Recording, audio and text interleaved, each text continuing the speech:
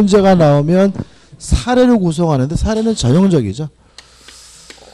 갑이 A라는 부동산을 가지고 있는데 을에게 증여하겠다고 하면서 갑이 을에게 이전 등기를 해줬는데 요 증여가 비진이 표시, 진이 아닌 의사 표시였어요. 일단 우리가 알 수 있는 것은 진이 아닌 의사 표시는 원칙적으로 유효하기 때문에 을은 원칙적으로 뭘 갖게 되죠? 소유권을 갖게 되죠. 다만 을이 진이 아닌 의사 표시란 사실을 알았거나 또는 알 수가 있으면 무효니까 이때 을은 뭘 갖지 못합니까? 소유권을 갖지는 못합니다. 이해되시죠? 그죠? 근데 여기서 좀 조심할 것은 뭐냐 하면 알아도 무효고 알 수 있어도 무효니까 원칙에 따라서 을이 소유권을 취득하려면 선이 이고 and 뭐 해야 돼요? 무과실해야 된다는 거죠. 다시 말하면 원칙에 따라서 을이 소유권을 취득하려면 선이고 뭐까지요? 무과실까지 있어야 비로소 뭐죠? 소유권을 갖게 됩니다. 여기서 아주 잘 냅니다. 근데 문제는 이렇게 되면 원칙이 더 경우의 수가 더 좁아요. 그럼 이것이 왜 원칙이냐 문제에 대해서 우리 판례는 을은 선이이고 무과실임을 추정을 받기 때문에 스스로 뭐 할 필요 없다는 얘기냐면 입증할 필요가 없다. 이런 의미로 해석을 합니다. 다시 말하면 원칙이 뭐 한 겁니까? 유효합니다. 따라서 을은 선이고 무과실임을 뭐 받아요? 추정을 받습니다. 따라서 갑이 이 물건을 돌려받으려면 을에게 알았거나 알 수 있었다는 사실을 누가요? 갑, 표의자 측에서 입증을 해야 비로소 돌려받을 수 있다는 의미에서 원칙이 뭐죠? 유효한 거고요. 그 다음에 을이 자기 앞에 등기된 것을 기하로요. 병한테 팔아먹었어요. 팔아먹고 병한테 이전 등기를 해주면 이 병을 우리가 뭐라 그러죠?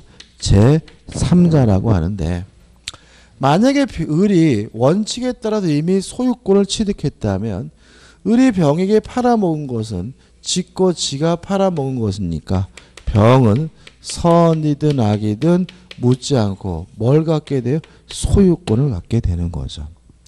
근데 만약에 을이 알았거나 알 수 있었다는 이유로 소유권을 가지고 못한 상태에서 병한테 팔아먹었으면 이때는 병이 선이어야 되고 악이면 뭘 갖지 못하죠? 소유권을 갖지 못합니다.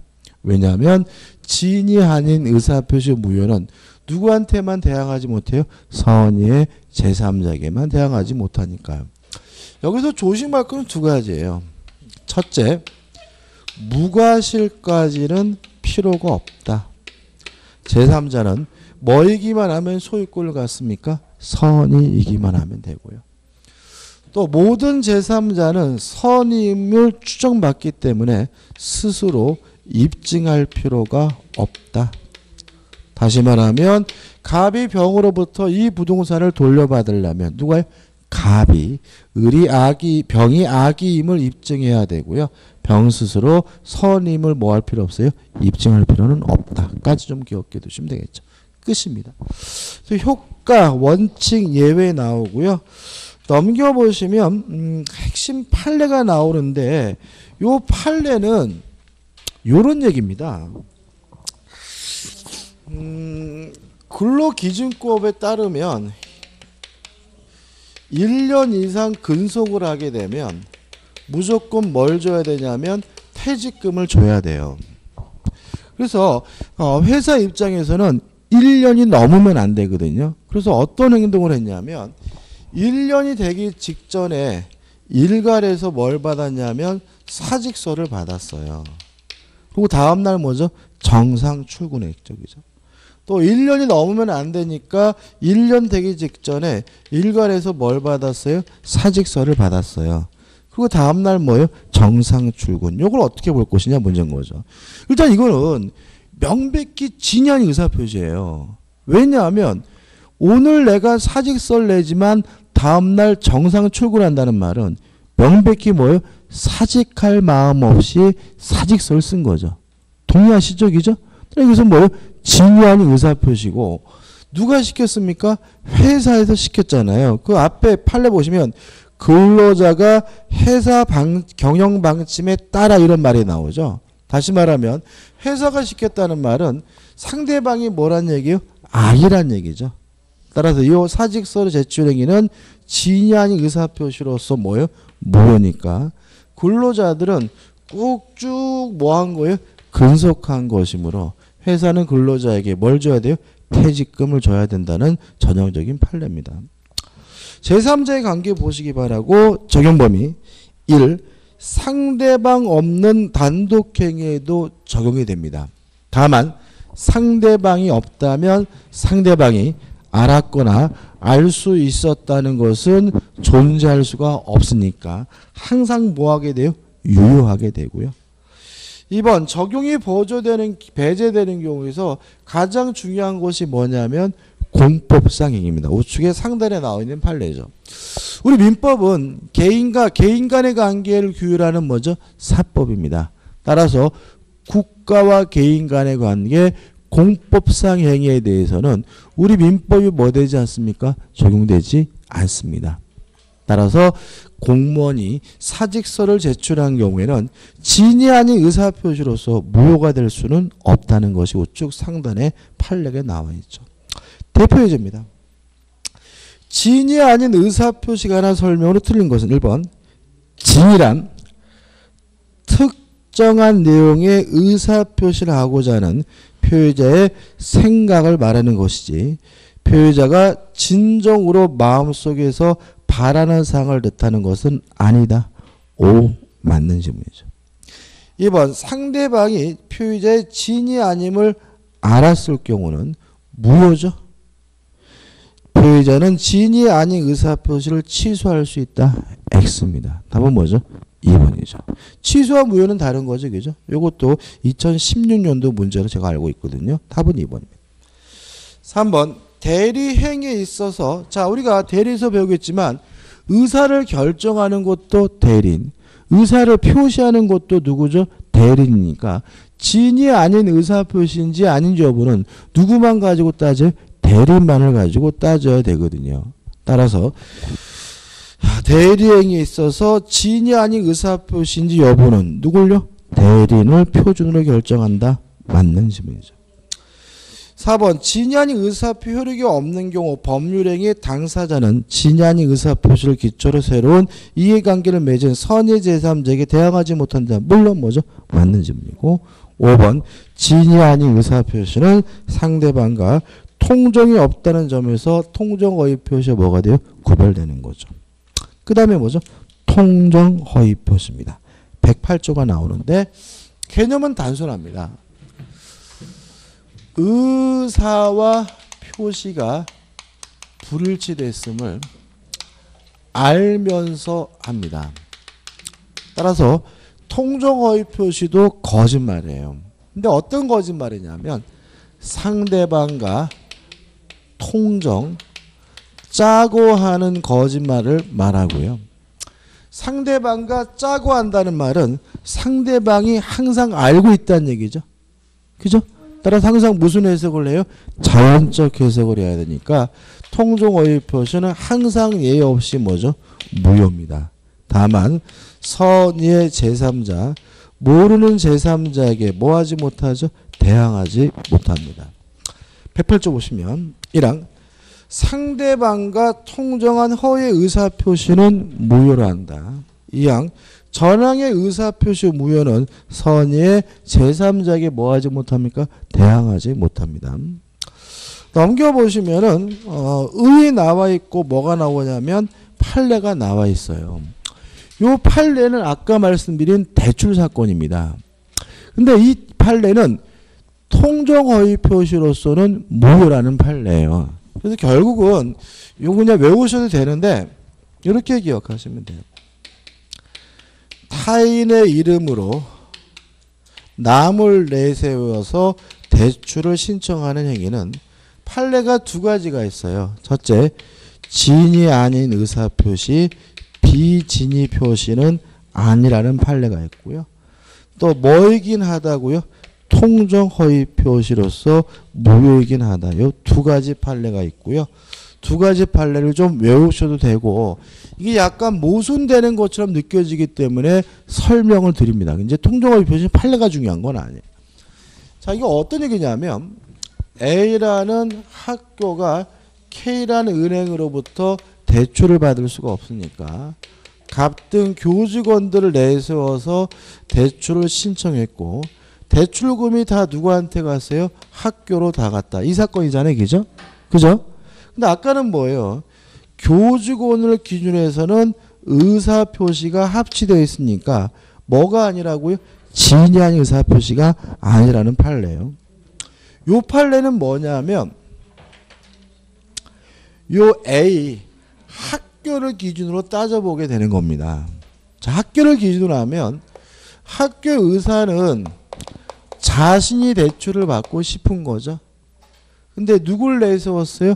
갑등 교직원을 내세웠으니까 이렇게 하면 의사표시가 뭐가 돼요? 불일치돼요. 이렇게 되면.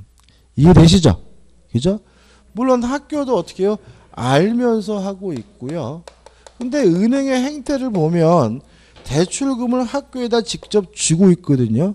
그 말은 은행도 이러한 학교 행위에 뭐예요? 짰다는 거죠. 그래서 상대방이 뭐예요? 통정을 했기 때문에 이것은 통정허위 표시로서 뭐예요? 무효다라는 판례입니다. 따라서 이것이 모순되는 것이 아니라 누구를 기준으로 하느냐에 따라서 결론이 뭐죠?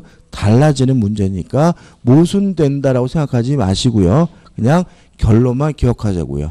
남의 이름으로 대출을 신청하는 것은 뭐는 아닙니까? 진이 아닌 의사표시는 아니고요. 뭐일 수는 있습니까? 통정 허위 표시일 수는 있고요. 모순된다고 생각하시면 안 됩니다. 그 다음에 구별 개념은 마지막에 봐야 돼요. 그 다음에 우측에 하단에 보시면 요건에서 1번 의사표시가 있어야 된다. 그 다음에 넘겨보시면 의사표시가 불일치돼야 된다. 3번 불일치됐음을 알면서 해야 된다. 4번 4번 상대방과 뭐죠? 짜고 해야 된다. 5번 왜 그딴 짓을 했는지 이유나 동기는 뭐죠? 묻지 않는다까지죠. 효과입니다. 통정허위 표시에 대해서는 판례라고 따로 공부할 만한 것도 많지 않고요. 실제로는 뭐죠? 법조문도 간단하기 때문에 사례로 출제합니다. 사례는 고정적이기 때문에 한 가지 사례를 뭐죠? 공부해야 됩니다. 이런 사례가 나오죠.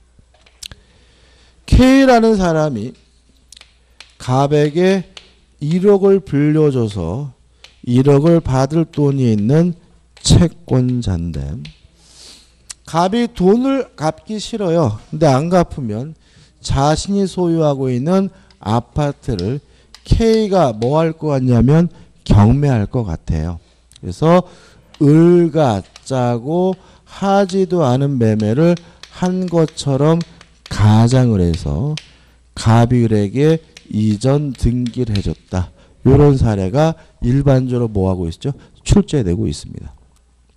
일단 갑과 을 간의 매매는 상대방과 짜고 통정해서 가짜로 한 것이니까 통정허위 표시로서 무효고요. 매매가 무효면 무엇도 무효죠? 등기도 무효이기 때문에 갑에게 뭐가 있어요? 소유권이 있는 거죠. 첫 번째, 갑이 자신이 소유권자라는 이유로 을의 등기에 대해서 말소, 등기를 청구하는 것은 가능하다. 왜냐하면 갑이 을과 짜고 가짜로 등기해 놓은 이유가 뭐죠? 돈 갚기 싫어서죠. 강제 집행을 면하려고 하는 거죠. 이게 뭐예요? 채무회피잖아요. 채무회피는 인간 본성의 발현이니까 뭐 하잖아요? 반사회적이지 않아요. 따라서 갑이 을에게 등기해 준 것은 뭐가 아닙니까? 불법, 원인, 급여가 아니기 때문에 갑 스스로 무효라고 주장하면서 을 등기에 대해서 뭐 할 수 있습니까? 말소를 청구할 수가 있습니다. 이게 첫 번째 쟁점입니다. 다시 말하면 채무회피는 인간 본성의 발현이니까 뭐하지 않습니까? 반사회적이지 않습니다. 꼭 기억하셔야 되고, 그 다음에 채권자도 이런 갑과 을 간의 가장매매를 무효임을 주장하면서 을의 등기에 대해서 말소를 청구할 수 있는데, 항상 조심할 것은 어떻게 해야 돼요? 갑을 대의해서 을의 등기에 대해서 말소를 청구해야 된다는 점이죠. 다시 말씀드리면 채권은 특정한 사람에게만 주장할 수 있는 상대권입니다. 갑에게 돈 빌려줬으면 누구한테만요? 갑한테만 돈 달라고 하고요. 을에게 돈 달라고 하면 뭐합니까? 뒤지게 맞습니다. 다시 말하면 을에게 직접 말소나 돈 달라고 청구할 수는 없으니까 어떻게 돼요? 갑을 대해서 을의 등기에 대해서 말소를 청구해야 되는 거죠. 그 다음에 두 번째로 이러한 갑의 행위는 명백히 뭐죠? 사해행위입니다. 다시 말하면 K는 사행이라는 이유로 요거를 뭐 하는 것이요? 취소하는 것이 가능합니다. 아까 우리가 이중매매는 사행이라는 이유로 취소할 수 없었죠. 왜요? 을이 금전채권자가 아니었기 때문에. 근데 K는 갑에게 1억 원을 빌려줘서 1억을 달라고 요구할 수 있는 명백한 뭐예요? 금전채권자인 거죠. 따라서 사행이라는 이유로 갑과 을 간의 매매 계약을 통정어휘 표시라는 이유로 뭐 할 수 있습니까? 취소할 수가 있습니다. 최근은 시험 문제가 좀 쉽게 내는 경향이 있기 때문에 이 정도입니다. 그다음 을이 자기 앞에 등기된 곳을 기하로 병한테 팔아먹고 병한테 이전 등기를 해주면 요 병을 우리가 뭐라 그러죠? 제3자라고 하는데, 병은 선이면 소유권을 갖고요, 악이면 소유권을 갖지 못합니다. 왜냐하면 통정어휘 표시의 무효는 누구한테 대항하지 못하죠? 선의의 제3자에게 대항하지 못하니까요. 물론 병도 뭐까지는요? 무과실까지는 필요가 없고요. 병은 제3자로서 선임을 추정받기 때문에 스스로 뭐 할 필요도 없죠? 입증할 필요도 없다. 만약에 갑이 돌려받고 싶다면 병이 악임을 누가 입증해야 돼요? 갑이 입증해야 된다. 이런 얘기죠. 또 병이 자기 앞에 등기된 곳을 기하로 정한테 팔아먹고 정한테 이전 등기를 해주면 이 정을 우리가 뭐라 그러냐면 전득자라고 하는데, 병이 선이었다는 이유로 소유권을 취득했다면 정한테 팔아먹은 것은 지가 팔아먹은 것이니까 정은 선이든 악이든 묻지 않고 항상 뭘 갖게 되죠? 소유권을 갖게 된다는 것까지 정리하면 됩니다. 일단 끝이죠. 그래서 효과 해가지고 우측에 79페이지 하단까지 뭐 한 거죠? 설명드린 거고, 이 부분은 판례가 중요하지 않으니까 판례는 뭐죠? 일단은 보실 필요가 없고요. 근데 한 장을 넘겨보시면 80페이지에 뭐가 나오냐면 제3자의 개념이 나옵니다. 박스로 정리되어 있죠. 일단 제3자가 누구냐? 첫 번째, 갑과 을은 제3자가 아닙니다. 다시 말하면 당사자는 제3자가 아닌 거죠. 또 두 번째, 을의 병해로 넘어오게 된 이유가 만약에 상속으로 넘어왔다면 이때 병은 제3자가 아닙니다. 왜냐하면 상속은 민사상 법적주의도 승계시켜요. 아버지가 당사자면 상속받은 아들도 뭐 해야 돼요? 당사자야 되니까 상속받은 사람은 제3자가 아니다. 포괄승계인도 뭐가 아니죠? 제3자가 아닙니다. 근데 문제는 뭐냐면 요 K입니다. K는 당사자도 아니고 포괄승계인도 아닌데도 불구하고 K는 제3자가 아닙니다. 왜냐하면 당사자와 포괄승계인을 제외한 사람 중에서 새롭게 이해 관계가 있는 사람만이 뭐죠? 제3자입니다. 따라서 통정허위 통정허위 표시 후에 이해관계를 갖게 된 병과 정은 새롭기 때문에 뭐가 되냐면 제3자가 되지만요. 통정허위 표시 전에 1억을 빌려준 갑은 새롭지 않기 때문에 뭐가 아닙니까? 제3자가 아니에요. 실제로 여기서 키는 뭐죠? 요거죠. 따라서 통정허위 표시 후에 이해관계를 가진 사람은 새롭기 때문에 뭐가 돼요? 제3자가 되지만요. 통정허위 표시 전에 이해관계를 가진 사람은 새롭지 않기 때문에 뭐가 아니냐면 제3자가 아닙니다. 그래서 박스를 보는데 이 박스를 외울 건 아니고 연습하는 겁니다. 지금 보시면 제3자에 해당하는 자에서 1번 보시면 가장 매매의 매수인으로부터 그 목적물을 다시 매수한 사람은 가장 매매 후에 이해관계를 가졌으니까 뭐예요? 새로 와서 뭐가 돼요? 제3자가 되고요. 2번 가장 매매 매수인으로부터 저당권을 설정받은 자도 가장 저당 매매 후에 저당권을 설정받았으니까 뭐가 돼요? 제3자가 되겠죠. 또 어떻게 나올 수도 있어요. 가장 매매 전에 저당권 설정받은 사람. 그럼 뭐죠? 제3자가 아닌 거죠. 실제로 그 4번 보시면 가장 매매 매수인으로부터 가등기를 취득한 자가 제3자인 이유는 가장 매매 후에 가등기를 했기 때문이고요. 시험 문제 어떻게 나왔겠습니까? 가등기, 가장 매매 전에 가등기한 사람에서 뭐죠? X로 출제되고 있는 거죠. 그래서 공부할 때 이렇게 하죠. 저당권 설정 이게 아니라 뭐죠?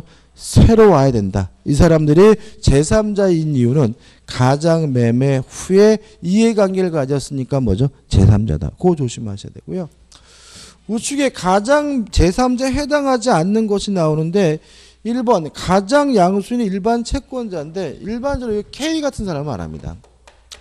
양도인의 일반 채권자든 양수인의 뭐죠? 일반 채권자든 새롭게 이해관계가 없는 사람이기 때문에 제3자가 아니고요. 2번 가장 매매기한 손해배상 채권의 양수인은 외우셔야 돼요. 제3자가 아니라는 거 암기해야 되고 이거 설명을 드릴 겁니다. 그 다음에 3번 제3자를 위한 계약에서의 수익자는 새롭지 않죠. 기억나시나요? 다시 말하면 매매 계약에 처음부터 뭐가 돼 있어요? 포함되어 있던 사람이기 때문에 새롭지 않아서 뭐가 아닙니까? 제3자가 아니다. 그래서 우리가 전에 이런 게 있잖아요. 제3자를 위한 계약에서 제3자 수익자는 보호의 대상으로서 뭐가 아닙니까? 제3자가 아니다라고 공부했던 기억이 나네요. 또 못 들은 척 하시죠. 4번 채권의 가장 양도에서 채무자 언제 돈을 빌렸냐면 가장 양도 전에 돈 빌린 사람이니까 뭐가 아니에요? 제3자가 아니고요. 5번 저당권 등 제한물권의 가장 폭이 있어서 기존의 후순위 제한물권자 기존이라는 말은 가장 폭이 전에 설정됐기 때문에 새롭지 않아서 뭐가 아니에요? 제3자가 아니란 얘기고요. 좀 쫓아오고 계시죠? 그죠? 5번 채권의 가장 양수인으로부터 추심을 위하여 다시 채권을 양수한 자는 제3자가 아닌데 왜 그러냐면 이거는 신탁행위라서 그래요. 설명 드릴 겁니다. 그럼 제가 지금 설명드리겠다 넘어온 게 뭐죠? 2번이죠. 가장 매매기한 손해배상 채권의 양수인은 뭐가 아닙니까? 제3자가 아닙니다. 이거 외우셔야 되는데 이게 뭔지를 알아셔야 돼요. 다시 한번 적어보면 갑이 A 건물을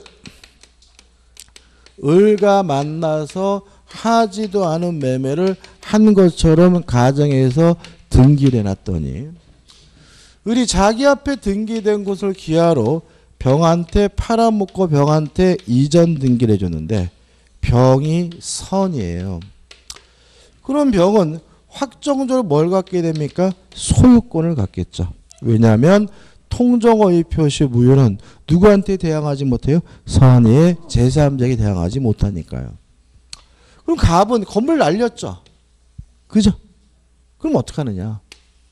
이 을한테 지랄거려야죠. 야 임마 네 거야? 내 거지. 얼마 받았어? 3억. 돈 내라 자식아. 대금에 대해서는 부당이득으로서 반환을 청구할 수가 있겠죠. 이해되시나요? 그죠? 다시 말하면 병이 선이어서 뭐는 날라갔어요?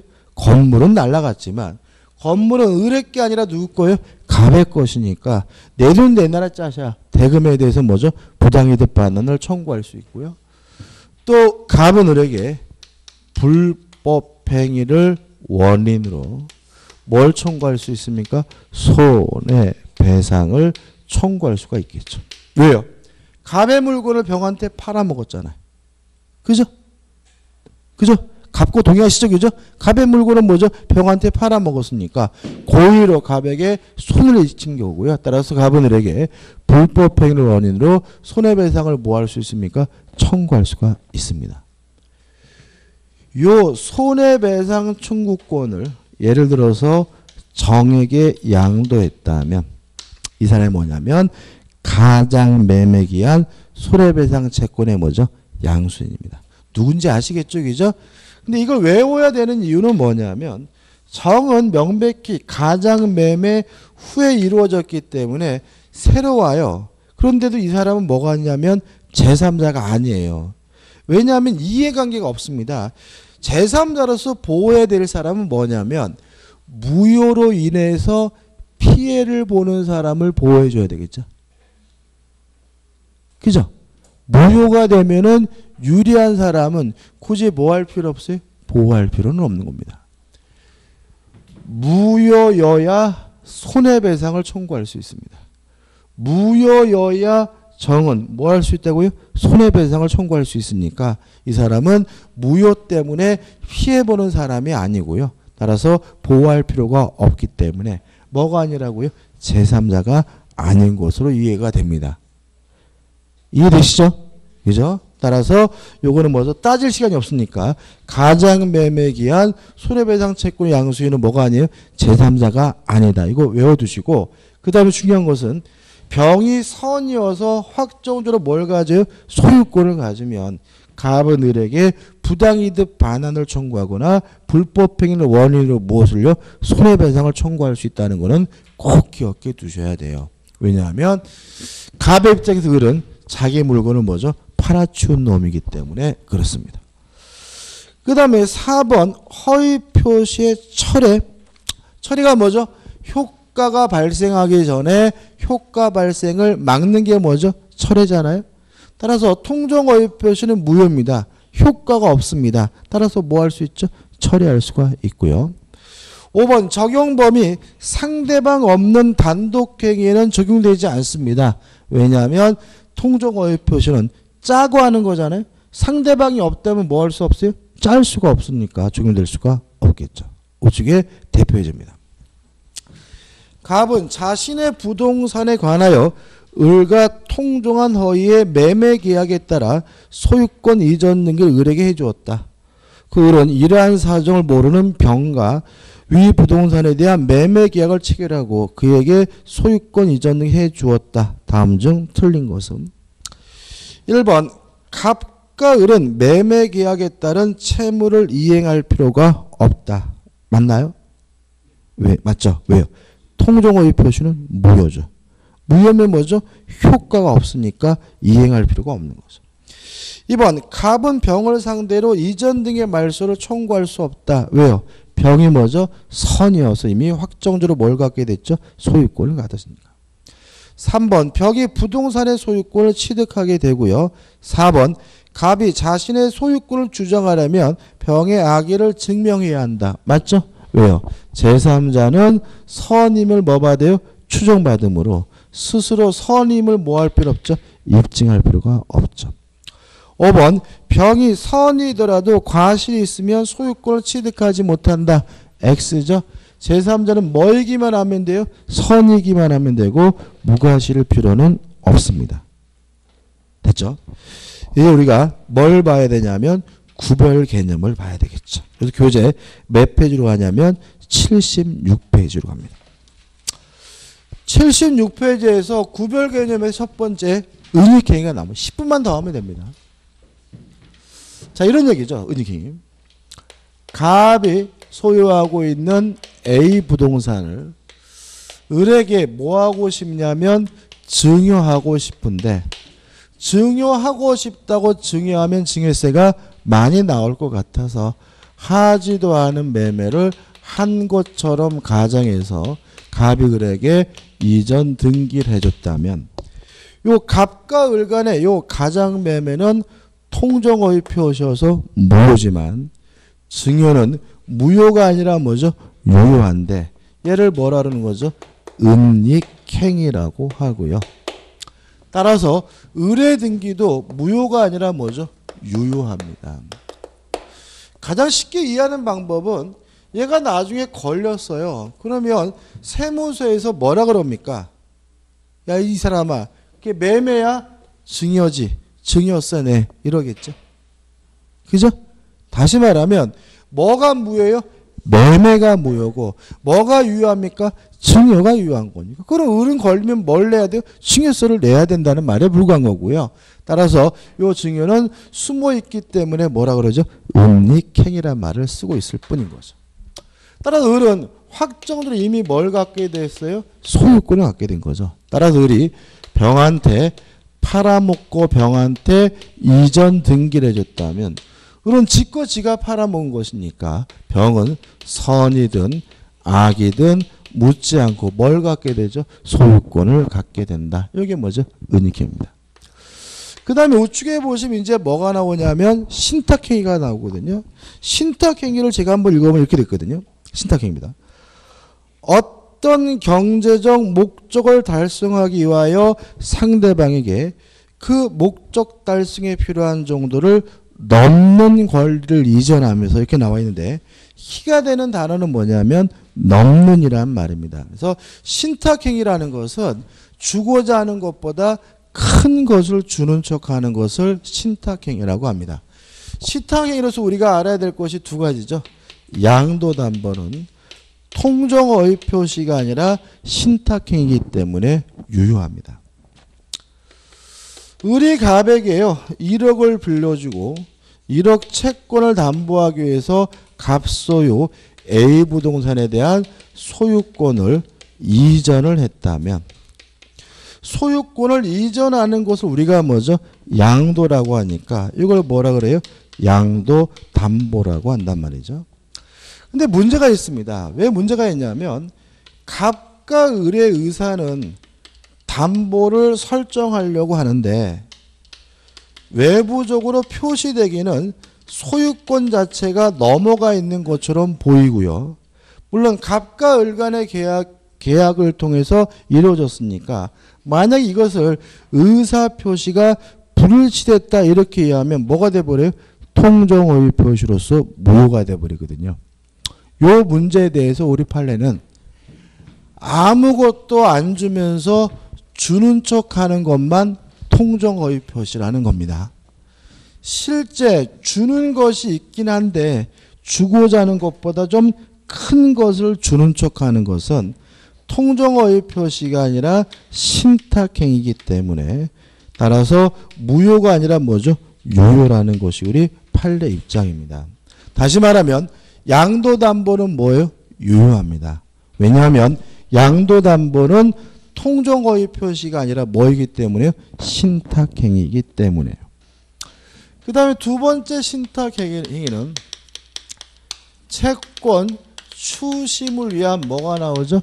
채권 양도가 나오죠. 이런 얘기입니다. 우리 갑에게 1억을 빌려줘서 1억을 받을 채권이 있는데 갑이 돈을 안 갚아요. 그래서 병이 대신 갑한테 가가지고 빨리 을한테 돈 갚아라고 지랄거렸더니 갑이 병한테 그런단 말이죠. 네 일이나 신경 쓰세요. 네가 나한테 돈 빌려줘서라고 박박 우길래 병이 을한테 와가지고 네가 나한테 채권을 양도해 준 것처럼 해주면 내가 요놈한테 떳떳하게 돈 달라고 지랄 걸어줄게. 이게 뭐예요? 채권 추심을 위한 채권 양도입니다. 을은 병에게 실제로 채권을 주는 건 아닙니다. 대신 돈을 받을 수 있는 뭐예요?